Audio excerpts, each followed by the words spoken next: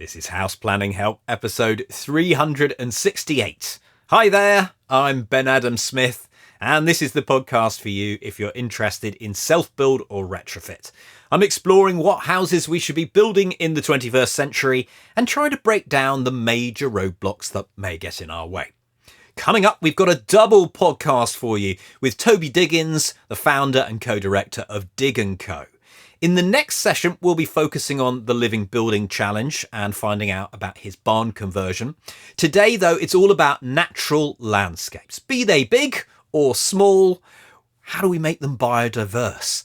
We're also touching on things like regenerative farming techniques if you do have a lot of land, but it's all about ecology, wildlife, exploring all of that today. So here we all are then for another year. Hope you're well. And perhaps you're someone new to the podcast, maybe even determined. I will make a project happen soon. Well, just a reminder of why I'm here.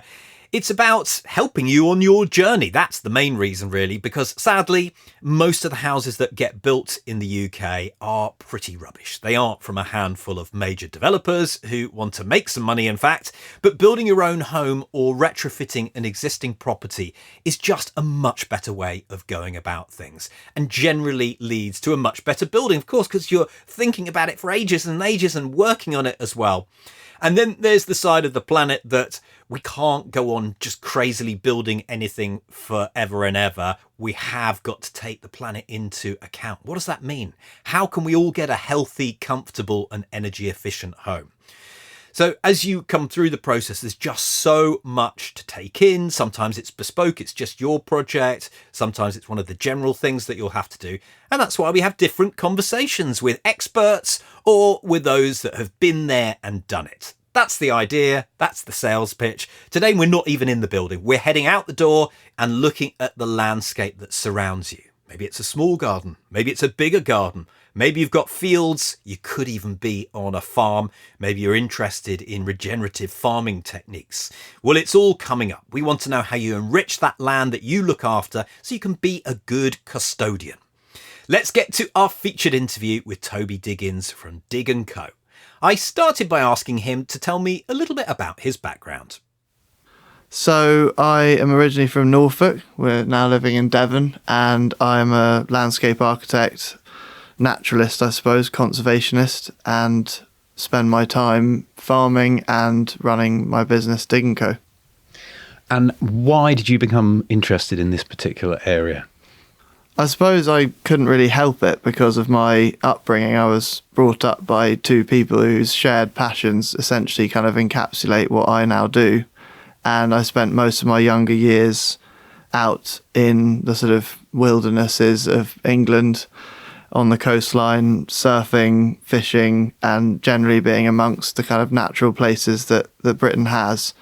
And as I got older and I studied marine biology initially and then subsequently landscape architecture, I realised that I wanted to put my passion and energy into helping landscapes become as ecologically diverse and resilient as possible in the face of all of the major problems that we have within those spaces like climate change and biodiversity loss.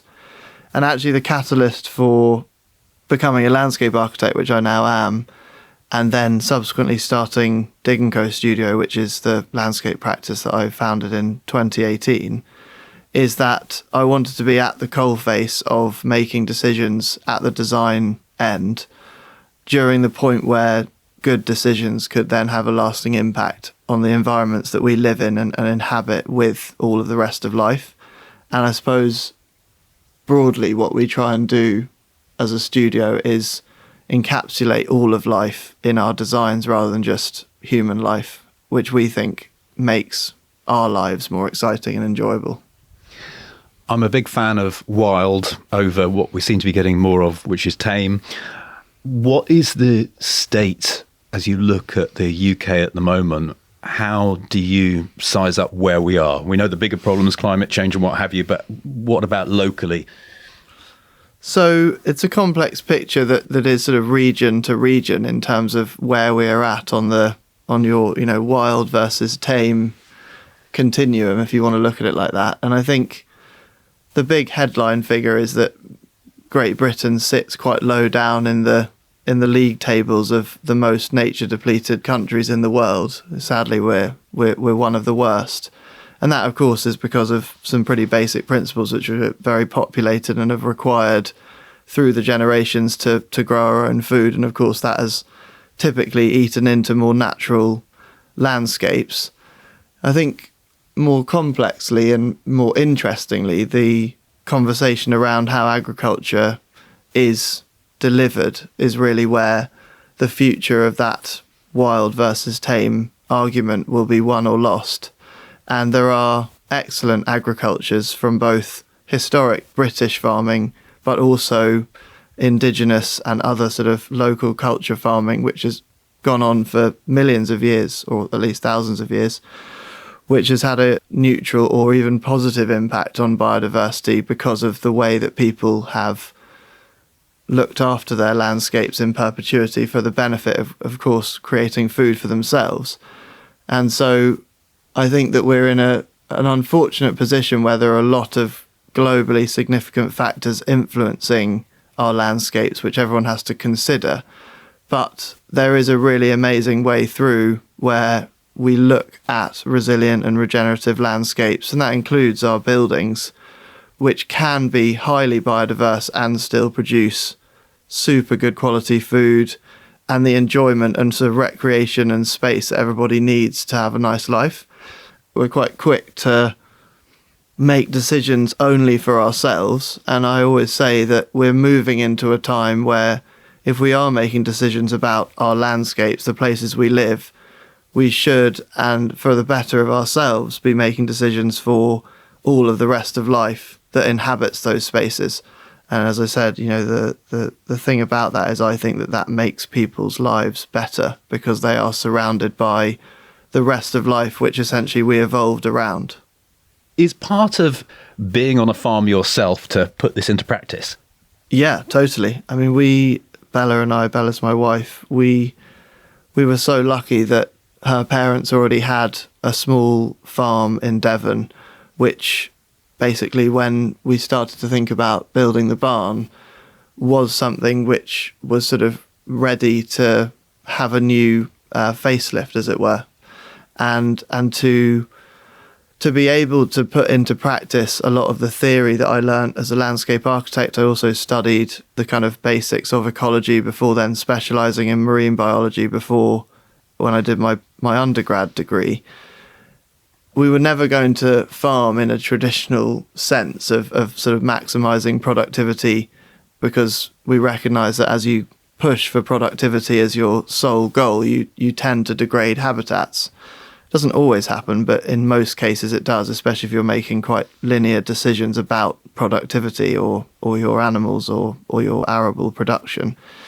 And so as I built Digg and Co from just me sitting doing traditional landscape architecture and then moving into this sort of larger ecological restoration, master planning and design, we recognised that by having the land of the farm, we had a really brilliant test case or living laboratory, as it were, which would allow us to experiment with all sorts of techniques. And some of those techniques have come very much from nature-based process kind of rewilding principles and then put into practice in smaller locations. And some of them have very much come from traditional farming techniques, which have been used by people in agrarian societies for thousands and thousands of years. And in a lot of cases, we've actually almost had to relearn through the literature because so much of a natural way of being and a cyclical and seasonal way of being is being lost by the ability to sort of buy inputs to get through tough times. Back in the day, people didn't have the opportunity to do that. So they had to be very sensitive about how much stock they carried on their land. The forage that you got in over winter, etc., was hard to get in because it was a manual task. And it's been really fascinating relearning how people, when it wasn't quite such a free flow of goods across the world, managed to get by right the way through to the point where last year, you know, we did start with our herd of cattle, which is principally grown for beef, although we say it's a byproduct of habitat restoration on the farm. we also started milking some of the cows to make our own cheese and milk, because we always take the view that if you have land, the first thing you need to do is, of course, provide for yourself and everybody else who's working and living on the land, and then your surplus goes out to market rather than the other way around. And so it's been fascinating to go on that journey over the last 6 years to understand the difficulties of traditional natural farming, but also to realise the kind of wonders that come from it, which is that seasonality and that cyclical nature of life, which I think is deeply embedded in us. And the more of us that experience that deep cyclical nature of life, the more we understand actually how hard people have to work to make surpluses of food, which everybody enjoys. And so for us, the journey started to some extent as a ecological restoration journey, much the same as other people who've gone through this process. And it's ended up being a lot about food and about how food is produced and how one could produce food in the future, with this ecological imperative being one of the key driving factors of how much can you make on land before you start destroying it. Fascinating. I come from a background of farmers, as it happens, not in this generation, but going back to my great-grandfather who brought over Frisian cows to this country, and then the next generation had farms all around. But I also know how hard it was for them and some of the challenges. And I would love, if there were farmers still in the family today, to know what they would be focusing on. But just pulling back out again to the big picture, is our challenge, you've talked about surplus and things like that we just have too many people, because of course that's why you want to get the yield up. And is it almost a false economy that the more we produce, well, the more the population is going to increase and we don't have the land for that? Or are you still of the mind that we will always be able to provide? Well, it's a huge conversation, isn't it? So it's probably hard to try and unpick it all in a podcast.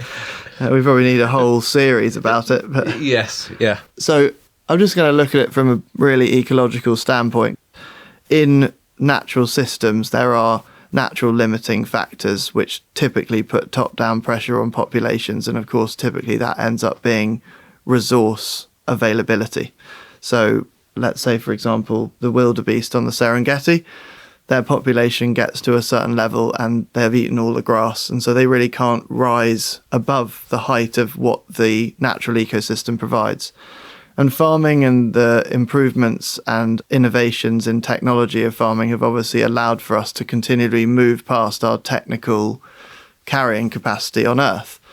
I think where we are at now is that we produce so much food for so cheap that actually we have almost come to a position where, if you wanted to look at it like this, there probably is almost too much food, because what it has meant is that the most recent generations have become very, very learned or educated to the concept that within their monthly paycheck, only 4 or 5 or 6% of that is going to be required to buy the food that they need to survive.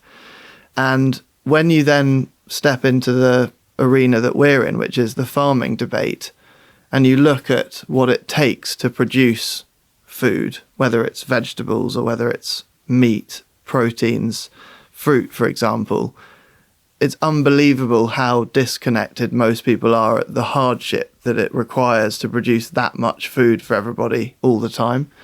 And one would have imagined that with that much food being produced, that, farmers and growers, for example, would be coining it because there's just always stuff to sell. But actually the system puts top-down pressure on the farmers, and it's a bit like being an author or an artist. In the music industry, you're getting pennies on the dollar of the total sale price of that food. And that massively disincentivizes people from being far more sympathetic to their landscapes, because if you have to produce a sheep and you're only being paid a tenner for your sheep, which means you're only getting 10 pence in margin, you have to produce lots and lots of sheep to make a living.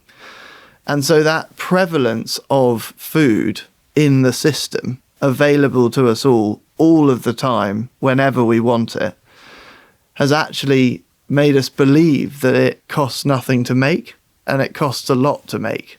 And the hidden cost is not necessarily people's poor wages in farming, which is a huge thing anyway. But it's really the overall ecological harm which is done by having to be so intensely productive in every millimetre of your land. And when you look back to farming practices of old, when there was less mechanisation, intensification and sort of commodity-based food production, people, just purely because of manual work, because they didn't have the time to do it in years, rich little corners of their land to wildlife. And they weren't making that decision for wildlife. It's just the way the patchwork quilt of the countryside worked itself out. They might come back in 15 years later and cut and lay that hedge and turn the field that used to be meadowland into an arable field. But because they didn't have high quality inputs like fertilizers, they weren't able to hold that field as arable for more than a couple of years before it had to transition back to native grassland, which would restore the carbon in the soil and then allow for that kind of long-term rotation. And so a huge quantity of things which actually ended up being quite useful for overall ecological health of our landscapes has been able to be eroded because we can gather the inputs needed to essentially hold landscapes in artificial situations for longer. And then slowly but surely the natural tapestry of life which was in those landscapes before runs down because the niches of all the animals which used to live there are no longer there. And sometimes they might take 10 years to disappear, but they eventually do. And a bit like the homogenization of the diets that we now eat, and in many cases eating a lot of ultra-processed foods, is that our landscapes are looking like that. You know, they're ultra-processed as well. And a bit of diversity and messiness, wiggly woggly hedges and a bit of roughness in the right places along the edges of rivers, etc., would go a huge way to restoring the balance. Is there also a message of trying to bypass the system, that if we do try to buy again from local markets, that is actually having, you know, sometimes you'll do it for a while and then you forget about it, but it's making a big difference? It definitely makes a big difference. It unquestionably does. It puts a lot of pride back into the people creating and growing food again, because they are typically at the till when somebody buys that food. And as a perfect test case of that local system coming back into play, we only direct sell our beef off the farm because we value it as a product so much that we would never put it into a faceless location to be sold. If it was to be sold by a sort of third party, they would have to know about what we were doing on the land and how we sensitively manage the land for wildlife, with beef as the byproduct of the grazing animals which are needed to stimulate that whole system. And as I see the kind of farm shop revolution, which has been going on for a long time, continue to go, I feel like, fascinatingly, that is the location where the pride in British food can really come back. And I really do think, this is genuine, that a lot of people are returning to wanting to know where their food is coming from explicitly, and not just wanting to know that it's from their county, but wanting to know how it's grown, what the animals are doing on a daily basis, how many days they have out at grass, for example. You know, what does grass-fed actually mean? You know, because a lot of cloak and dagger marketing in the bigger system, which tries to make things look like they're more ecologically sustainable than the label that was there before, and then you drill into what it means to be X, Y, and Z, and of course it means that they're only, you know, the animals are out for 10 days rather than they were indoors all before. And so people are now, I think, asking the question, the spread of information about when things aren't going properly is more rapid than it's ever been because of social media and the ability for us to access news and information about where our food is coming from. And there are, you know, a growing groundswell of farmers and growers who are taking the initiative themselves and selling their produce directly against the run of play. And that's not to say that it's a massive overture of people yet. We've definitely not even reached 15 or 20% of the farming community, but I believe it's still going in the right direction for all the right reasons. And I think the other thing to say about that is that convenience often trumps great decision making, because you just go, oh, okay, I'll just get that because it's next to me. But actually, I think that people are almost trumping convenience by going, I'm reaching for that Snickers bar, which is full of rubbish from all over the world, and I'm pulling back and I'm going, actually, I'm going to go to the farm shop and get an apple. It'll give me exactly the same stimulation, but I haven't just been party to the global food system, which is damaging. So back to the farm, you mentioned it was your wife's family. Has it changed a lot since you've been here and been involved, or was it already in a good place? It was on the way to being in a great place.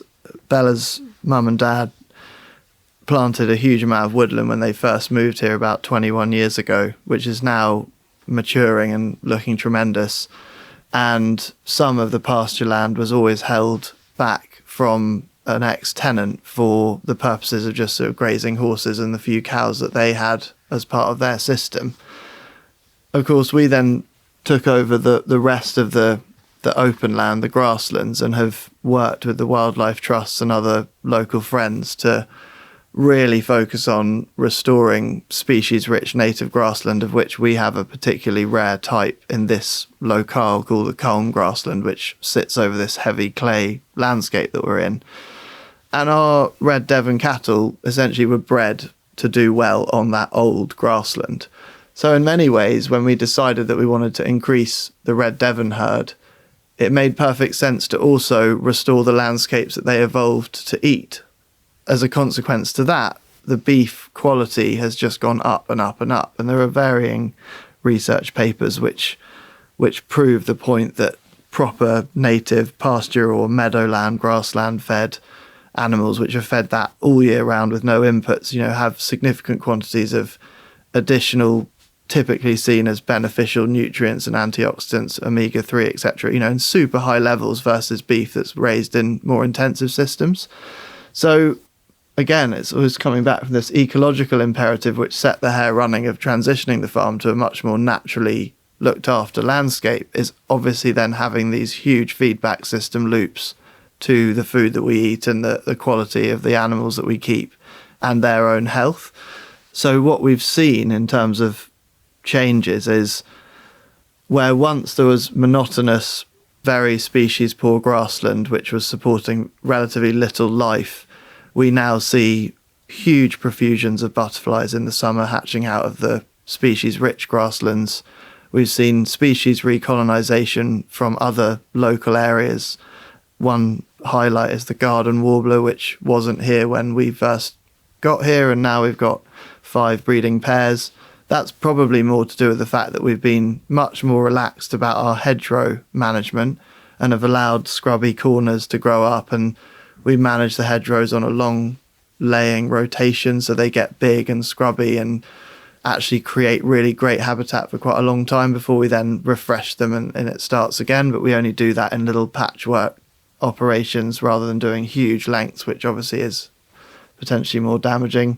The woodlands, as I spoke about, continue to grow well, and the overall cohesion of the farm has massively increased. So you're now looking at not a divided landscape where you have wood and then species poor silage field. You have a kind of natural messy edge between the grassland and the woodland, and it's in that interface where a lot of the goodness happens and a lot of the magic of ecological restoration occurs.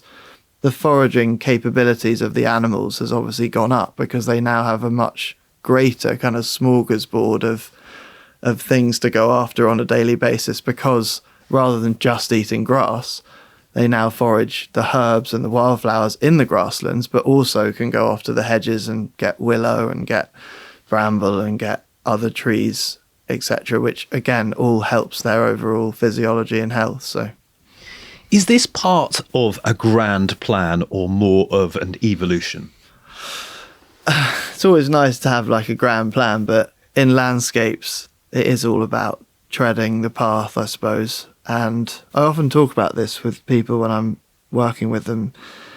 You have to commit really hard to doing this, because if you decide to go back to a mechanized way of farming 4 years into a project like this, you undo everything. And actually it's about the length of time that is one of the great healers of landscapes. And so leaving things alone, I especially mean stopping cultivations in certain circumstances. If you're looking to do native grassland re-establishment, the last thing you want to do is plough it up 6 years after you've started, because it's only just beginning to get very exciting from an ecological perspective, because the soil is re-knitting, and that creates this huge boost of life and essentially supports the ecosystem that sits above it.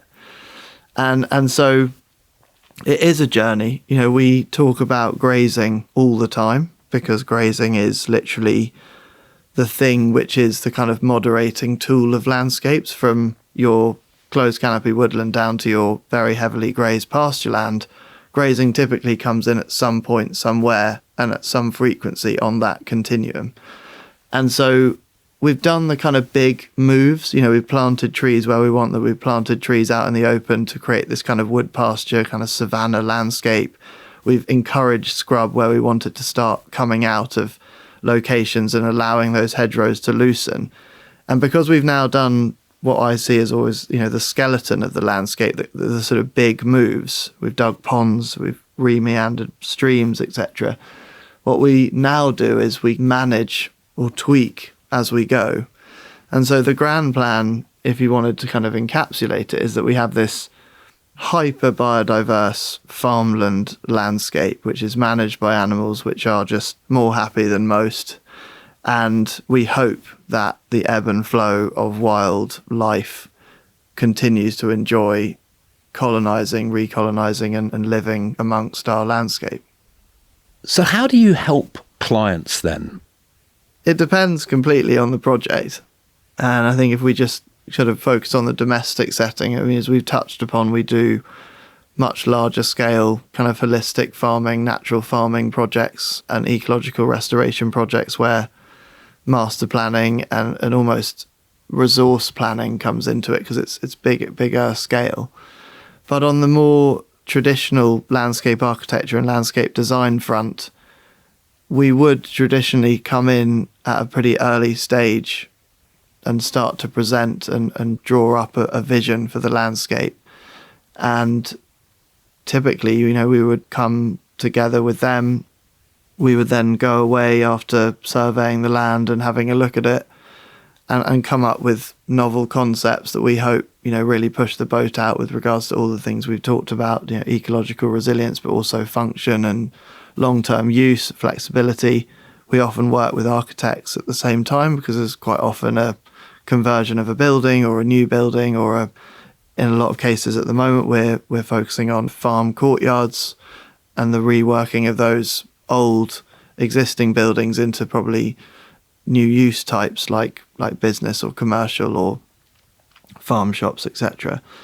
And then we would basically work with the client the whole way through the process, the typical construction process, into planning if we need to, and then on to construction, design, detailing, and then obviously installation, as well as planting plans and all the kind of normal things that you'd expect. There isn't really much to say in terms of uniqueness there. We carry out what's needed to be carried out within the typical project programming method, but we obviously are always keeping a huge eye on the overall kind of ecological resilience and sustainability of the project as a kind of standard suite of things that we would always guide clients on. If you're going to use concrete, why? We'd start asking questions about material choice a lot earlier in the process, and of course put forward our material choices from a research group of materials which we know are much less impactful globally, and then hope that we can carry those logics all the way through. I always think that we're custodians of where we live, and this is our opportunity to do some good. But is it easier with more land, or, can you do the same with a small piece of land? Oh, yeah. I think you can do a huge amount of good with small amounts of land. I mean, actually, in many cases, you can do more, because you can almost tweak small patches of land to be hyper biodiverse without the workload getting on top of you. And I think that's where naturalistic wild gardens are such beautiful places oases of biodiversity, really. I learnt and talked to a lot of people who are preeminent in the world of landscape design at the moment, people like James Hitchmo and others, and the research and critical thinking that they've done behind ecologically diverse cityscapes and gardenscapes, as it were, is really profound. And there was a wonderful biodiversity audit done of Great Dixter, which is down in Kent. It's a wonderful garden that's in the garden design world, almost kind of leading light of the naturalistic movement. It was owned by a guy called Christopher Lloyd, who was, incredible gardener and friends with Beth Chatto. And the biodiversity in the garden and meadow landscapes of the proximate environs of the house were enormous in comparison to the farmland beyond, because it had been managed sensitively for decades, but also the quantity of flowers and structure within that garden landscape was just something you'd never really achieve in a farmed landscape when looking at more simplified food production operations. That, I think, has been a huge thing to be inspired by, because it just doesn't matter whatever scale you're working at. You can always do something really profound for the natural world. And, when we're working with architects and don't necessarily have a kind of brief to work on the buildings, we're always the first to spark up, let's get in the Swift bricks, let's get in the solitary bee bricks. Why don't we use a natural product for the exterior of a building like cob, for example, here, where you get mining and masonry bees, and the overall kind of ecological impact on requiring the materials is much easier to achieve because they're local. So there are so many excellent things you can do, and at some point in scale, there just simply isn't the nuanced approach that you can take, because you can't be everywhere all at once. And a garden is one of those magical places where you're in control, and given the right tools and the right kind of framework and vision for what the garden can become, wow, it can be absolutely blistering with life. I mean, of course, you can't go everywhere, so you're not going to have wild herds of bison, for example, coming through your garden. That would be interesting. It's pretty mega. And so you just have to see it on a scale. And sometimes, scale is requiring things like bigger ecosystem processes, like those bigger projects that we work on. But in other times, you're really looking at a kind of very peopled landscape that's very much tweaked by people for the enjoyment purely of the beauty of that landscape. But that's just as valid in terms of what we can all do to help. Is that a key discussion in the early days about how much time have you got to spend in this garden, watering? I don't know whether that comes into it, or trying to make it so that it's resilient. Yeah, no, it definitely does. I mean, if a project is just a garden as such, so let's say a half an acre, then the questions are about maintenance, it's about what one can comfortably achieve, as well as obviously the balance of kind of hard and soft landscape, because I suppose somebody like me is going to more prevalently design more green landscape in than hard landscape, but of course one needs to be functional in order that it works. I mean, we did a really lovely project with a couple who are getting a little bit further on in life, and we really had to make a lot of key decisions about the disability access in the future. They're both wandering around perfectly happily now, but know that in the next decade one of them might not have such good mobility. And so we pre-designed the garden to make sure that it had ramps and steps and the right kind of hard landscape that was easy to get around in wheelchairs or a frame or something. So it's really fun to actually be given those niche constraints, which actually drive, I think, design in a better direction normally. If we magnify or sort of zoom out by 2, and you've got a garden with an area of land that isn't necessarily enclosed garden, then that's obviously another fascinating location where we can start to think more about landscape management and looking after landscapes with a more sort of open mind, in terms of it's not gardening anymore. It's more about kind of looking after the landscape in a way where you're probably sensitively creating wildlife areas or managing a wildflower meadow, so the scale gets a bit bigger.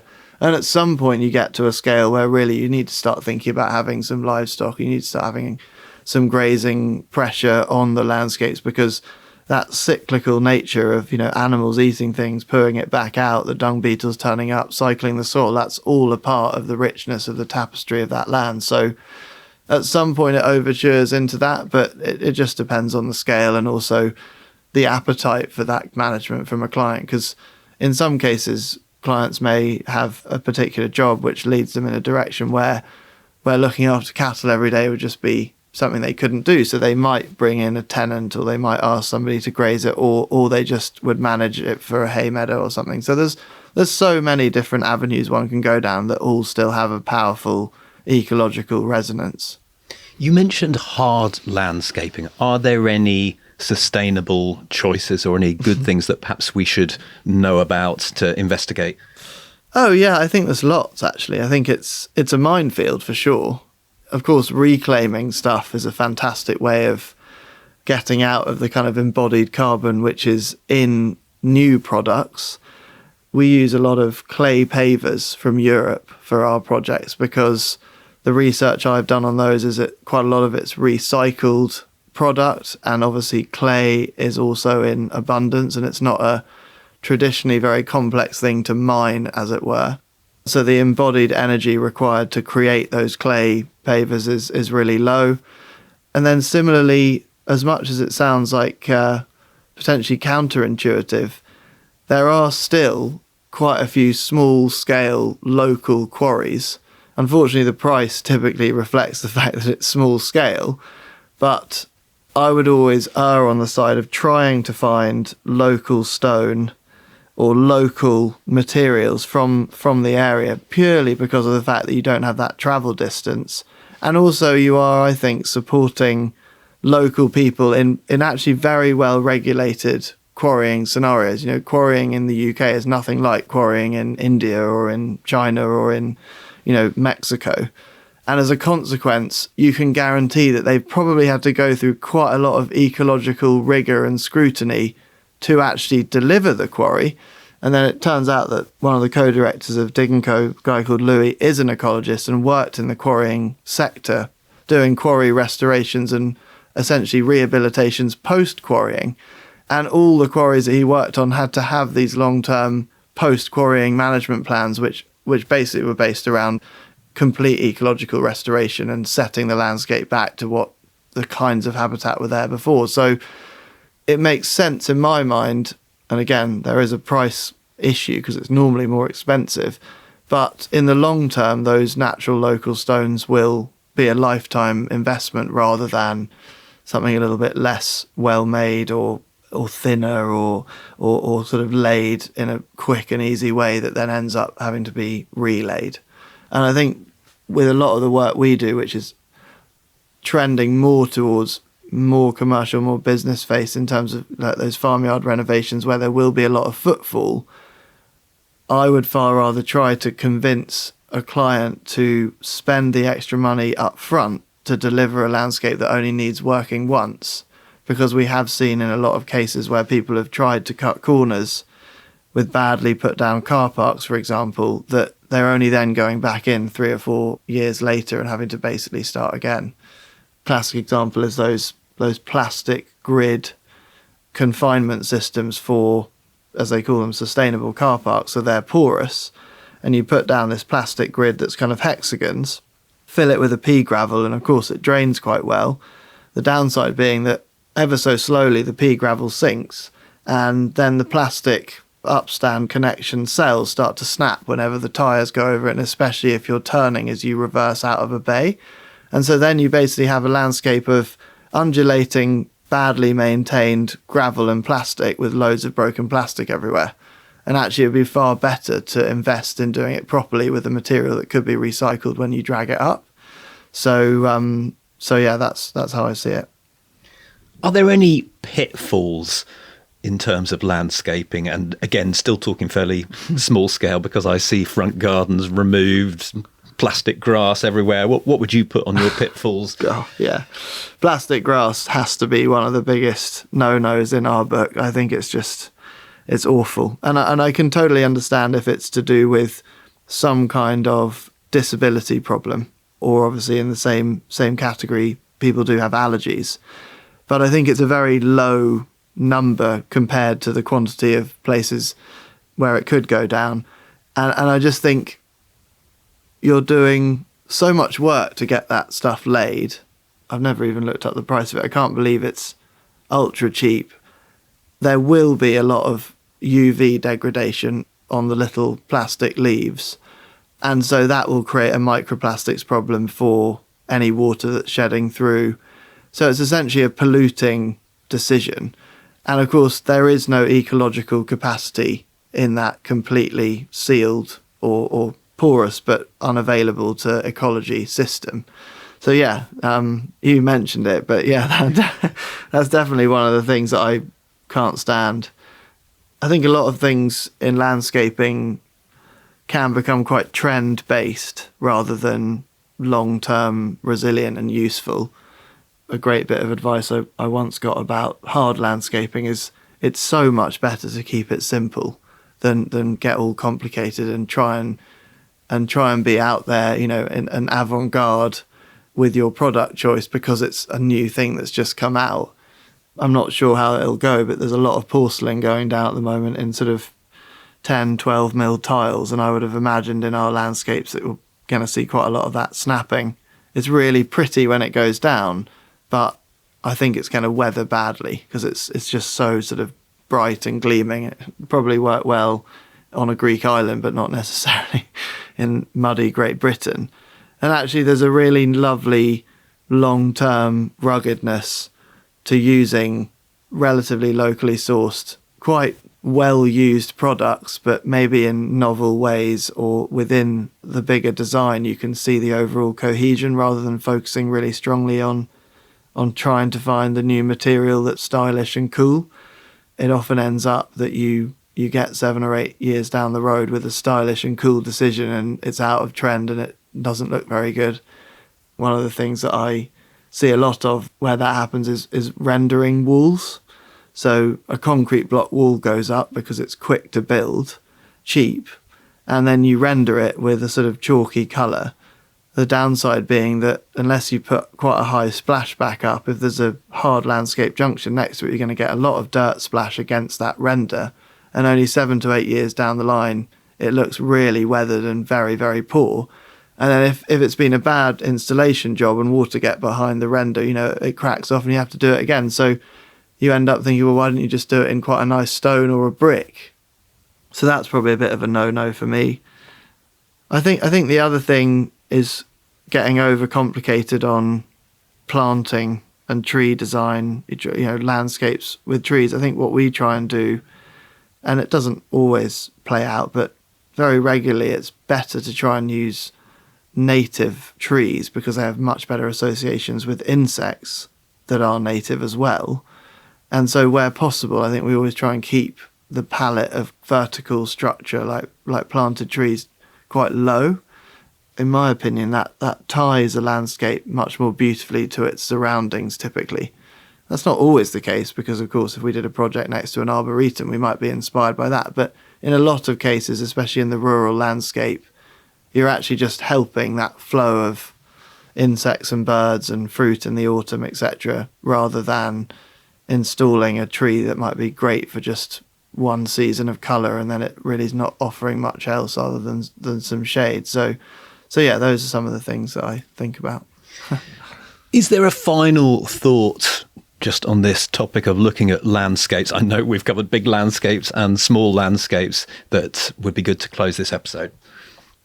I think landscape architecture for me is undoubtedly one of the most fascinating topics that I've ever come across because it's a sort of unending treasure trove of new things to learn. And the wonderful thing about landscape architecture is that there is this hugely biological element to it. You are working in biological ecosystem-based settings much more than working as an architect, as it were, because you're required to have, even in a very basic way at the beginning of your training, some level of understanding of tree species and, your plants and everything else. And I think where we've gone with that as a studio is we've really got into that kind of ecological side which I feel has so much resonance to helping the overall requirement that we all have to, step up to solve and reverse the issues, especially of biodiversity loss and of landscapes becoming less resilient and supporting us less.